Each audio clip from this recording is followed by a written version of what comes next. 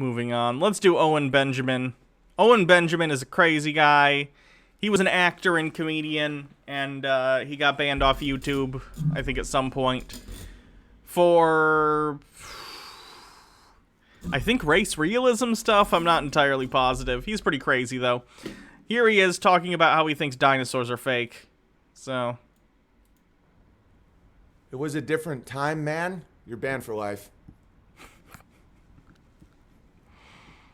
Don't talk to me like that. It was a different time, man. Shut up. Thank you, Walt Disney. Oh, I know. Meth Treehouse. I know, and that's why when I question, the shape of the Earth and stuff like that, and people are like, "Yes, science."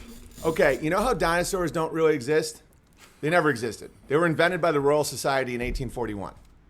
Fact. No one had ever found. Untrue.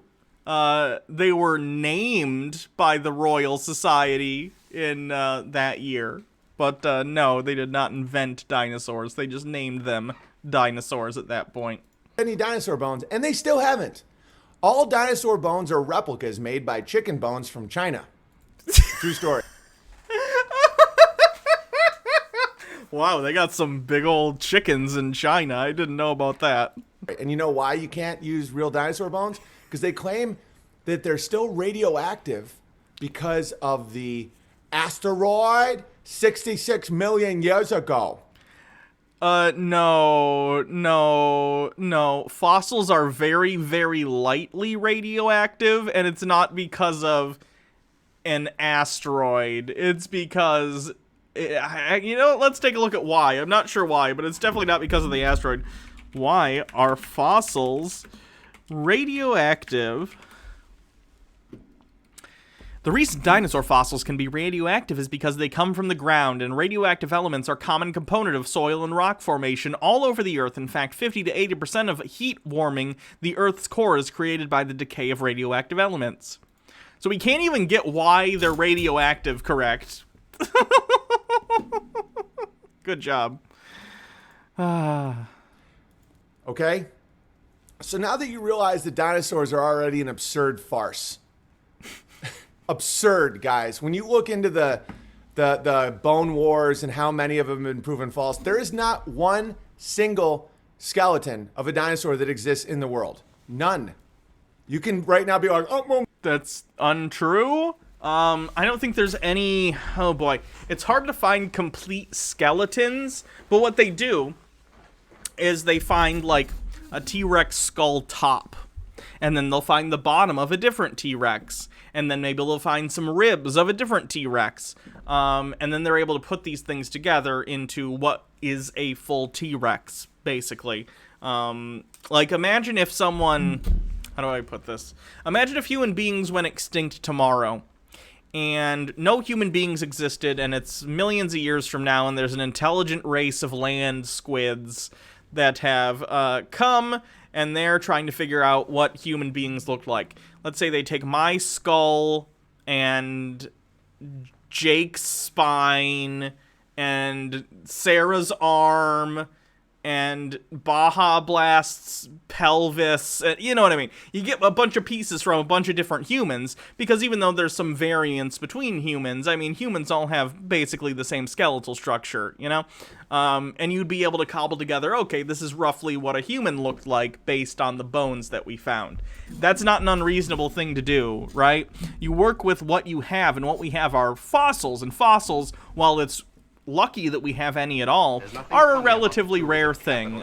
It's tough for bones to turn into fossils. It requires very specific environment. It requires very specific circumstances. And the fact that we have any at all is a minor miracle. But nonetheless, we do take the fossils that we have, and people who are very intelligent, people who spend their entire lives studying these things, then take their knowledge and apply it to studying these bones and understanding how they're going to connect together. That's not an unreasonable thing. The bones! The bones! Yes, it is the bones. Where are my the bones glasses? Even though this isn't really the context for the bones, typically. Where are my the bones? Where did they go? Here they are. I'll have to double glasses it up. The bones! The bones. The bones. My uncle found them, but no. Antipodian squid. Have we had anything that would count as expert gives opinion on something outside their field of expertise? No, I don't think we've had any experts on this episode. Oh no. None. And the engineers have proven that none of the. What's the context for the bones? The bones thing started when we were looking at like Hans Wormhat, talking about how he thinks a bunch of people are secretly transgender, and he'd do so by like, look at this person's bones, and then I'd take the glasses and be like, the bones, and I have this caliper, and I'd be like, oh, we have to measure the bones, the tibia, the fibia, you know, because he basically is obsessed with people's bone structure, so that's where the bones comes from. The bodies would work, all the guts would fall out. Like a brontosaurus steg. Is he doing a voice because he can't say the R slur? I mean, probably. I don't know if he's that against saying slurs, but yeah, probably that's part of it. Stegosaurus, all those giant, and like a T-Rex would be incapable of doing anything. Like all their guts would fall out. They're like the weight. Wait, why would their guts fall out? Versus, like all the engineering is off to the point where they couldn't walk. Everyone's proven this. There's no doubt. Everyone's proven this. Let me tell you, the T-Rex bones, okay? They're the worst. All these scientists, these experts, they're trying to tell you, the T-Rex, okay? The T-Rex is a disaster, okay? They're all saying it, all these Chinese scientists trying to tell us that the T-Rex had tiny little arms. It's a disaster. Everyone is saying the T-Rex couldn't walk. I think my Trump impersonation's getting too good. That's one thing I'll miss pretending to be Trump, because once he's gone, I don't want to think about him ever again.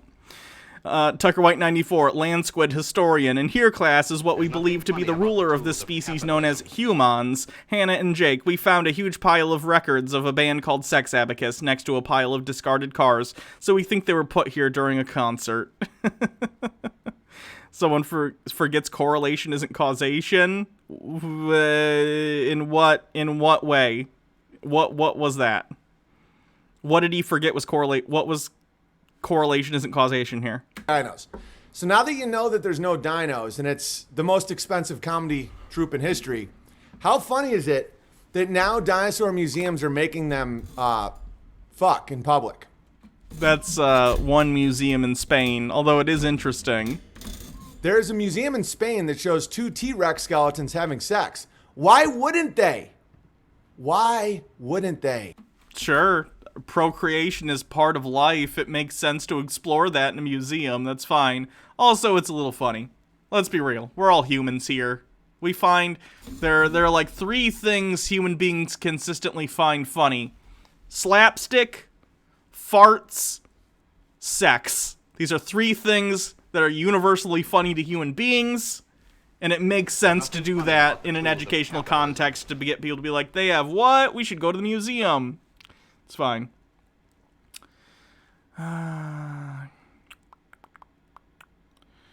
Highland DW. Look, fake satanic dinosaurs made from Chinese chicken bones is bad enough, but making them F is too far. I guess so. They're boning. You nailed that one. The fact that I didn't think of that joke it just proves I have no business being on the internet at all. Atmosphere was different, says guy who just got banned for life. This is my favorite thing about Owen Benjamin, is anytime anyone brings up a reasonable criticism or explanation for what he's saying, he bans them immediately. It's so funny. It's so fitting that he ended up getting banned from YouTube himself.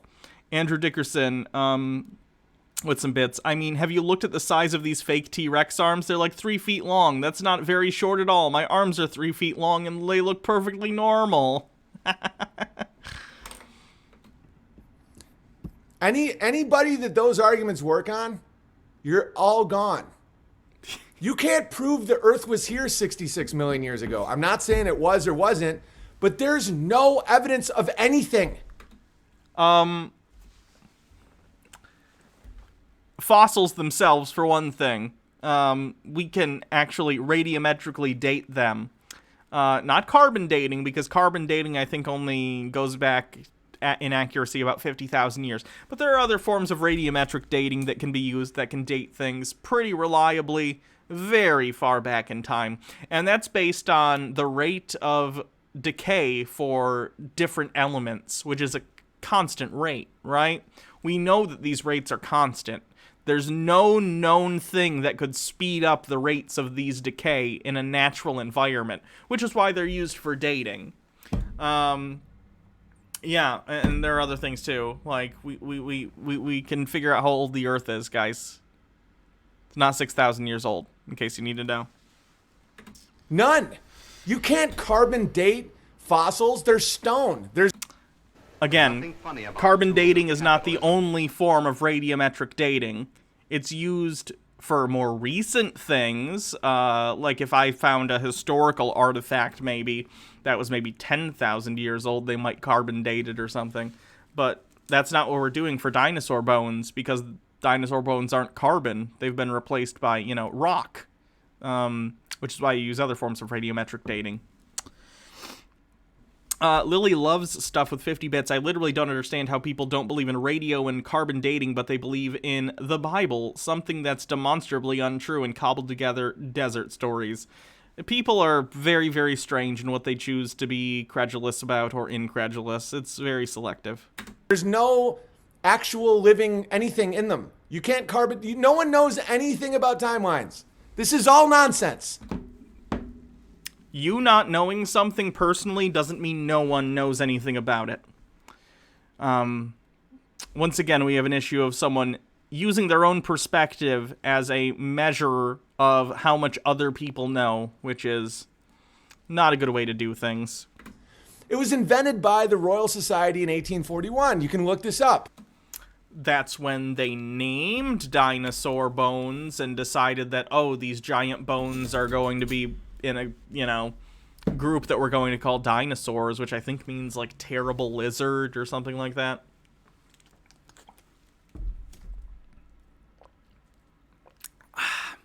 But dinosaur bones have been found long before that. Some people even think that's where, like, dragon myths come from, or myths of other large beasts, because at some point throughout history, before people, classified these things as dinosaurs and had the knowledge to be able to put these things together, they just found, these giant bones and assumed it was, monsters, assumed it was a cyclops, assumed it was a dragon, they'd come up with all sorts of different things. What did I miss? Heard a noise. Catharsis OG, thanks for following.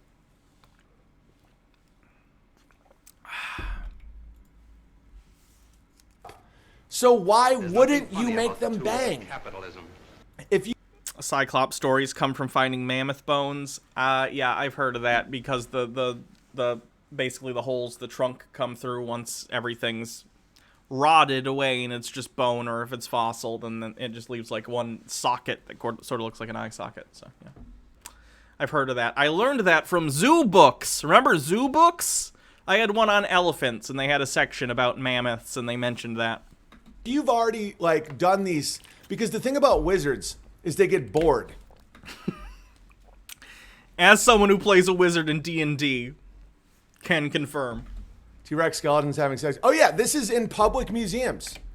Why wouldn't you? If you've... Owen Benjamin thinks magic is real. Did I not mention that? He thinks magic is a real thing. Just committed these frauds, and people buy it. People are like... I know people that have degrees in which they're paying off debt to this day in paleontology. They have whole degrees in things that are lies. Again, Owen Benjamin is a stand-up comedian who thinks he can, explain to paleontologists why their entire field of study is bullshit. The Mightiest Quinn with 20 bits, just gonna mention, we do have actual dinosaur tail encased in amber, complete with mites, proto-feathers, and actual bones, but sure, dino not real. I actually saw a picture of that once, it was pretty cool. It's like those things that you're looking at right there, those skeletons don't exist. They've never found a single skeleton like that. They're all invented. No, they're not. All. They find partial skeletons. I'm not sure if they've ever found there are dinosaurs they found basically full skeletons of, though that's pretty rare because, again, fossilization is a very particular process that you need very specific conditions in order to create fossils reliably. There's nothing funny about the tools of capitalism. So we find, partial skeletons, but the thing is, not one of every species gets fossilized, so you get maybe, the top half. I'm simplifying this. It's going to be more fractured than this, but let's say there's a species where we find one of the species that's the top half, and another one that's the bottom half, and then we can kind of look at those and go, okay, well, if this was the top half and this is the bottom half, and we put those together, this is what it looked like. It's fractured more than that, but I'm just using that as a simplified example. Lily loves stuff with 20 bits. Have you ever seen the review of the zoo where an elephant had an erection and a woman left a 1-star review because her daughter asked what the extra leg was? This has the energy as that. What?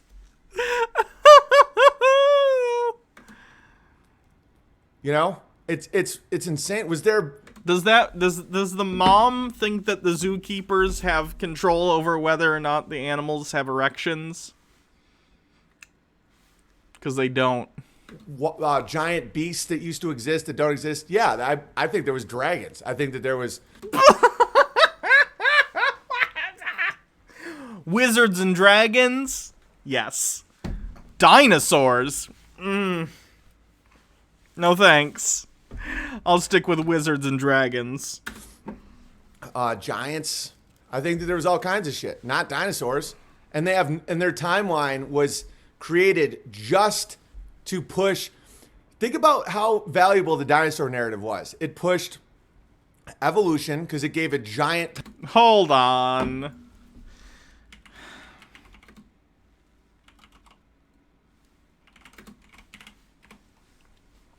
$1841.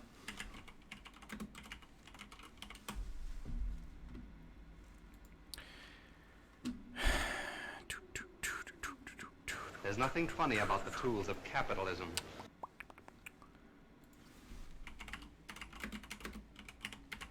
So they named dinosaurs in 1841, and On the Origin of Species wasn't published until 1859.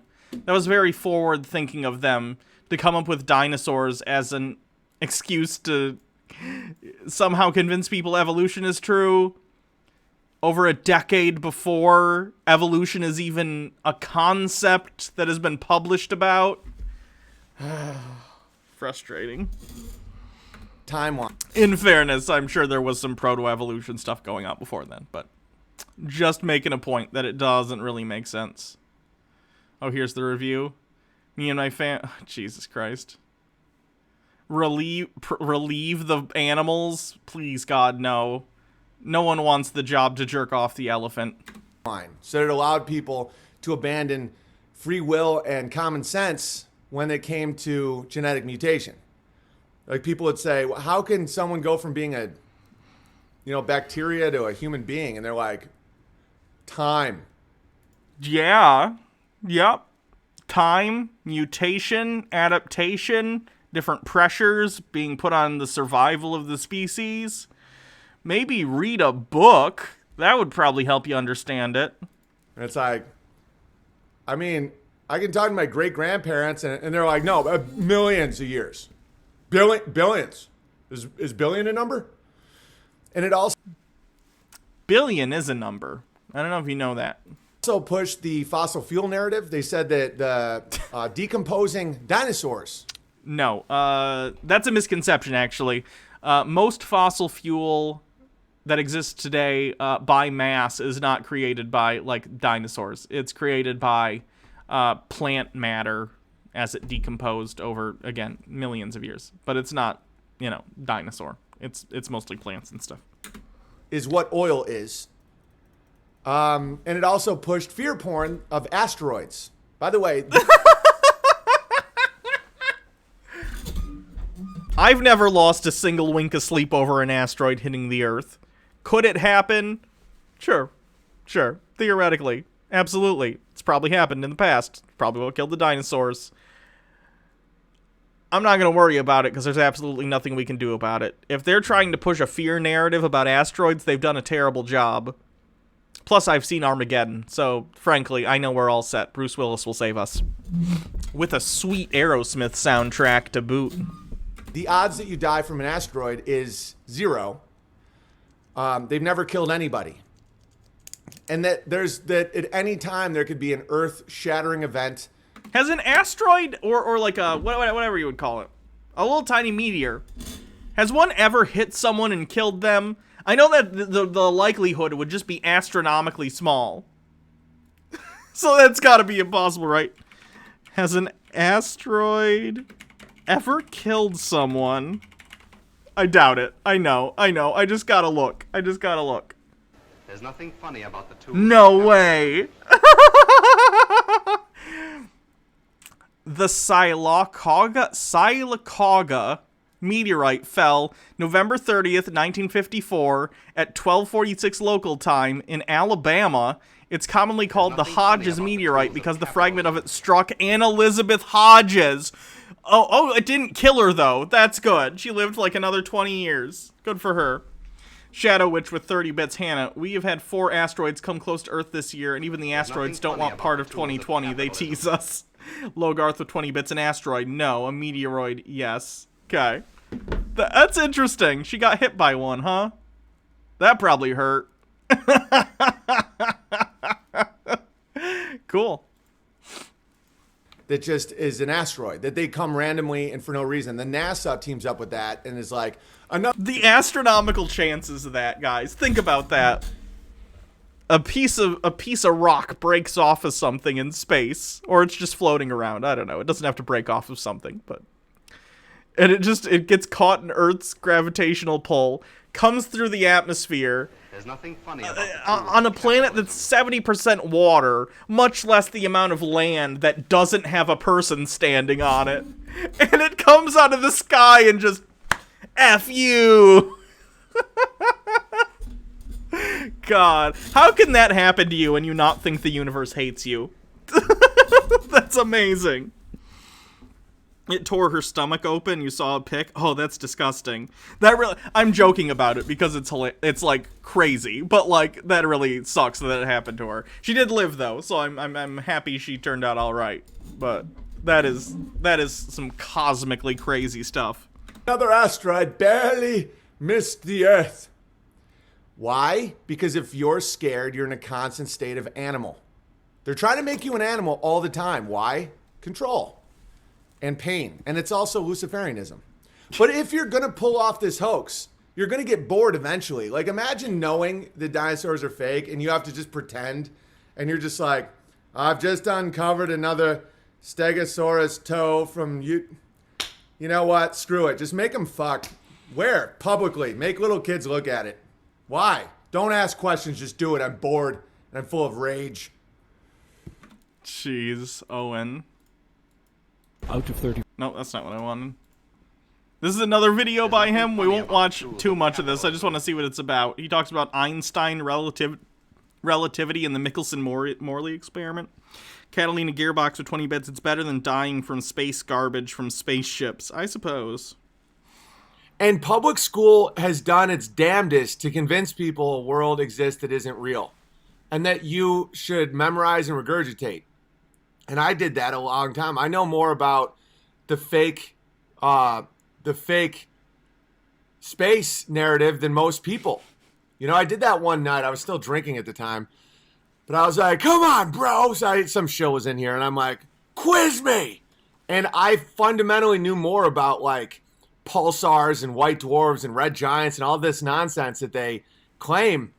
And I know that world. I used to want to be a paleontologist and dig up dinosaur bones and all this stuff. There is no consistent speed of light. It's impossible. Light can't be a particle and a wave. Want some PragerU cope? Not today.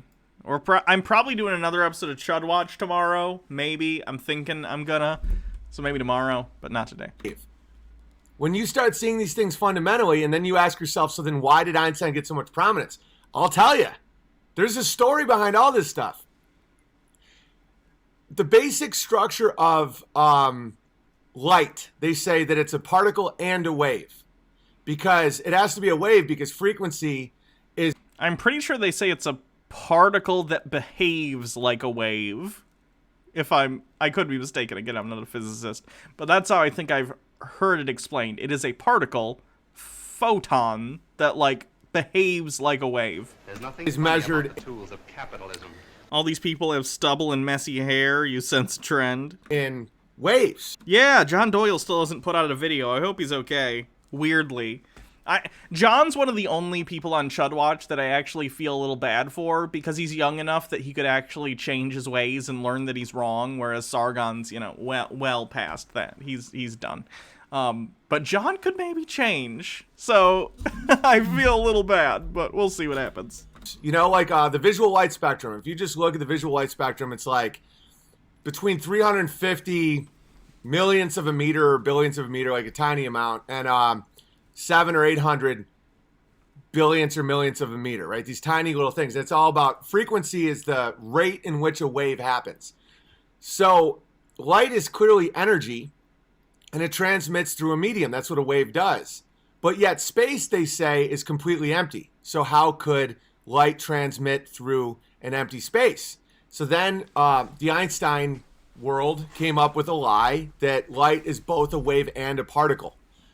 But it's not a lie, though. Owen, that's the truth. Makes zero sense. Because if you have an empty lake, let's say you have a hole in the ground, and how do you measure the waves? You need water to measure the waves, because the wave is energy transferring through a medium. If there's no medium, there's no wave. So then what they say it's a wave and a particle. That's fundamentally impossible. Why? Are you a physicist, Owen, or are you a failed stand-up comedian? Because my knowledge of you is telling me it's the latter.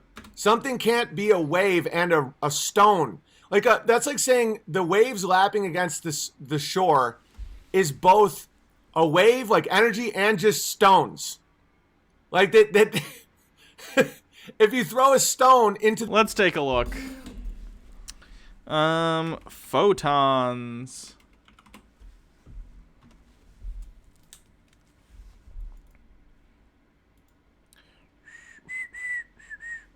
The photon is a type of elementary particle. It is the quantum of the electromagnetic field, including electromagnetic radiation such as light, radio waves, and the force carrier for the electromagnetic force.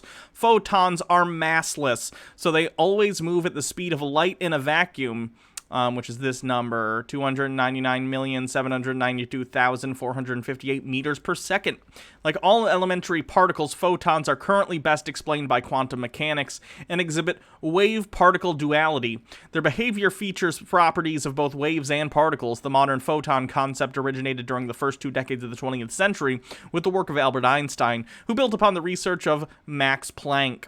While trying to understand how matter and electromagnetic radiation could be in thermal equilibrium with one another, Planck proposed that energy stored within a material object, should be regarded as composed of an integer number of discrete equal-sized parts. To explain the photoelectric effect, Einstein introduced the idea that light itself is made out of discrete units of energy. In 1926, Gilbert Lewis popularized the term photon for these energy units. Subsequently, many other experiments validated Einstein's approach, and then of course, they have sightings for, they cited their sources, what I'm trying to say. Citation, that's the word. In the standard model of particle physics, photons and other elementary particles are described as a necessary consequence of physical laws having a certain symmetry at every point in space-time. I'm having trouble reading today, guys, I'm sorry. The intrinsic properties of particles such as charge, mass, and spin are determined by this gauge symmetry. The photon concept has led to momentous advances in experimental and theoretical physics, including lasers, Bose-Einstein condensation, quantum field theory, and the probabilistic interpretation of quantum mechanics. It has been applied to photochemistry, high-resolution microscopy, measurements of molecular distances. Recently, photons have been studied as elements of quantum computers and for applications in optical imaging and optical communication such as quantum cryptography. So basically, yeah, they're particles. They're particles that can behave as waves. It's the foil glasses. They won't let you read the lies. That must be it. To the water, and waves come out like this. Each wave is also a pebble. It's just nonsense. It doesn't take IQ to understand this. It Apparently it does. takes a fundamental commitment to honesty. And so the reason This is something I really, really dislike about conspiracy people.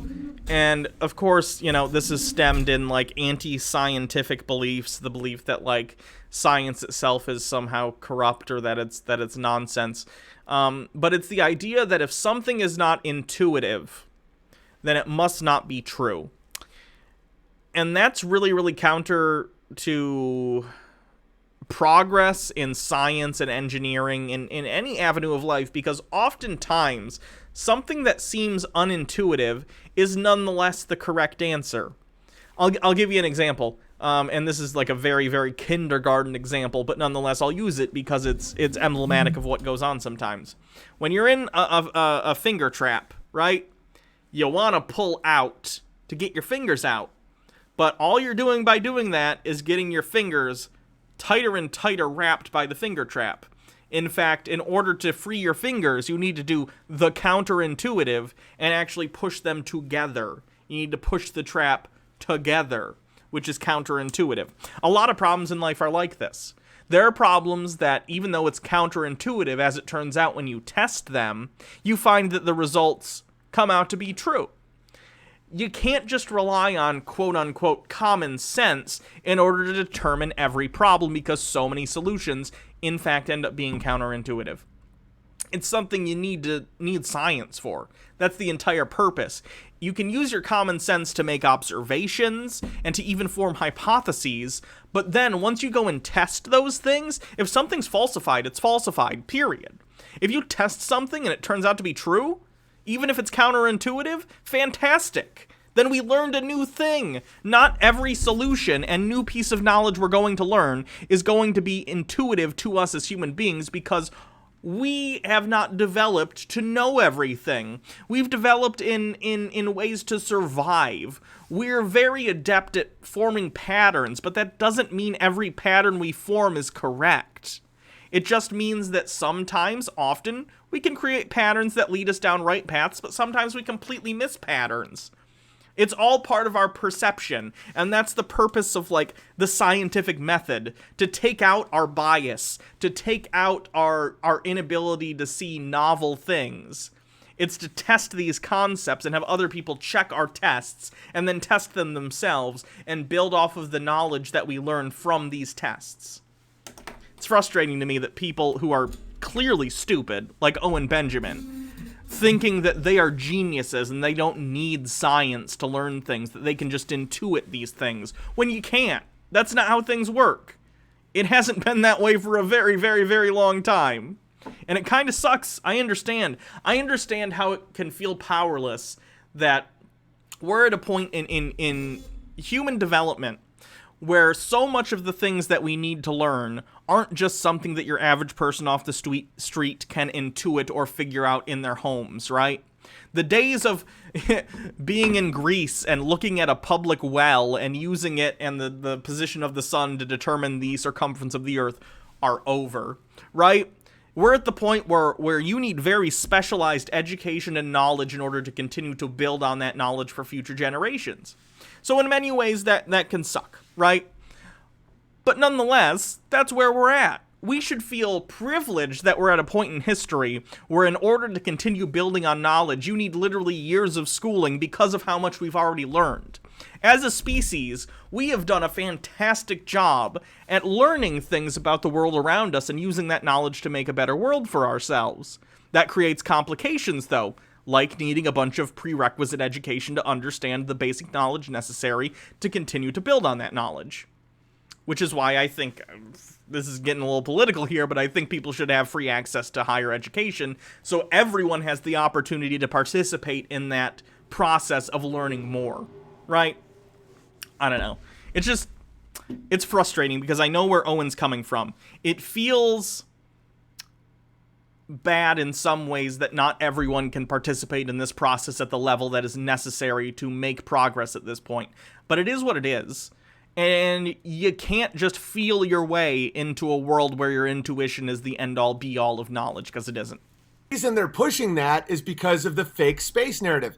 Everyone knew that space was ether, which was a medium. Everyone believed that space was ether, and then that was disproven. Newton It was falsified. said that there's an ether. It didn't move. Aristotle said that the Earth was the center of the world, of the universe, and nothing moved. These are not exactly morons, guys. You know, don't sound like that guy from Princess Bride. Plato. You don't have to be a moron to be wrong. Science is about being wrong. Science is about being wrong time and time again, and testing the things and finding them to be wrong until you find a hypothesis that you don't falsify. If you don't falsify it, then, oh, there might be something here. But people are wrong all the time. Look at Newton. Newton developed, like, calculus. And he wrote, you know, our understanding of Newtonian physics. They're called Newtonian physics, right? But at the same time, he also believed in biblical numerology and thought through alchemy he would learn to turn lead into gold. People can be really, really right in some ways and develop amazing new theories and technologies and understandings of the world that hold up hundreds of years later, and also be wrong in other things, right? Everyone's functioning, even at the highest levels of understanding, at the bleeding edge of different fields. They're still working with the knowledge that's available to them at the time. People are going to be wrong because we don't know everything. That's part of learning, is learning. How do I put this? Part of learning what's right is figuring out what's wrong. And in order to figure out what's wrong, you have to form hypotheses. And sometimes those hypotheses turn out to be wrong once you test them. That's part of the process. Aristotle, Socrates, morons. Like, that's how people sound these days. When it's like, oh, I believe that there's that the space is ether. It's well, I think it's water, but that's just a theory. I can't prove that. It clearly isn't empty, or else it couldn't transmit energy. That's a hypothesis. It's not a theory. A game theory. So when people go, oh, it's empty, you moron, it's like, so you're calling Newton and Aristotle and everyone else a moron up until the Great Lie. No, they were just wrong about there being an ether. And that's fine. People can be wrong and still be very, very intelligent. Stupid people do not have a monopoly on being wrong. And so, interesting, I forgot about the medium bit. Oh, yeah, of course. And so, to push this lie, the heliocentric lie, which is absolutely a lie. When you see a eclipse, they're saying that the Earth, the sun is 93 million miles away. The moon is 237,000 miles away. And somehow, because of perspective and relativity, it's all coming back to Einstein, don't worry. Your relative position, and no, we're not talking about his first cousin that he had sex with, that your relative position determines all of it. And that it's the 1 in trillions chance just happens to be there, and the fact the moon does not rotate. The moon is tidally locked with the Earth. That's why it doesn't appear to rotate. And has its cycles is just all chance. And so that's not true. It's fundamentally...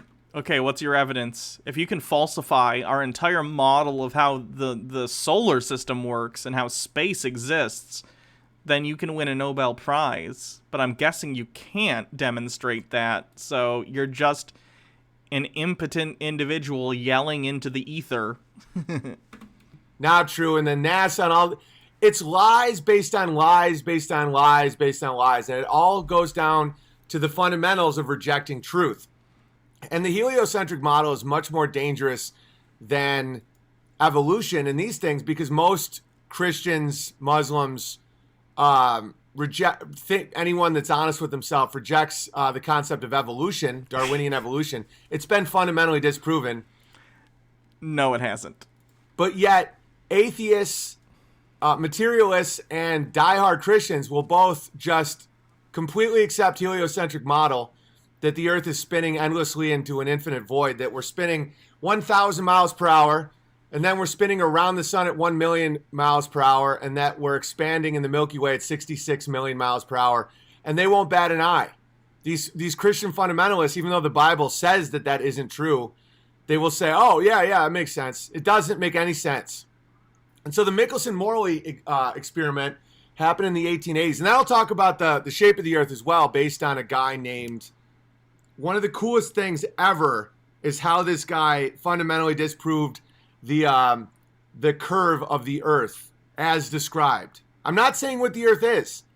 That's a crossroads false binary. I'm not a quote-unquote flat earther. I don't know what it is. He's a flat earther. I know definitely what it is not.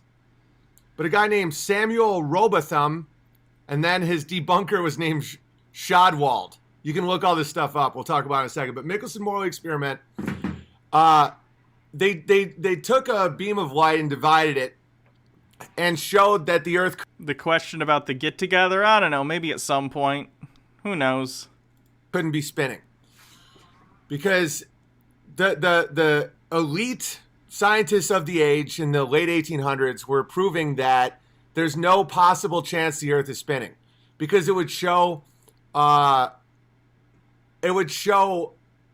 two beams of light where the Earth should have started. Wait, is he saying the Michelson-Morley experiment proved the Earth isn't spinning? No, that's not what it did. Oh my god. That's right, capitalistic propaganda. Michelson-Morley, I'm spelling this wrong.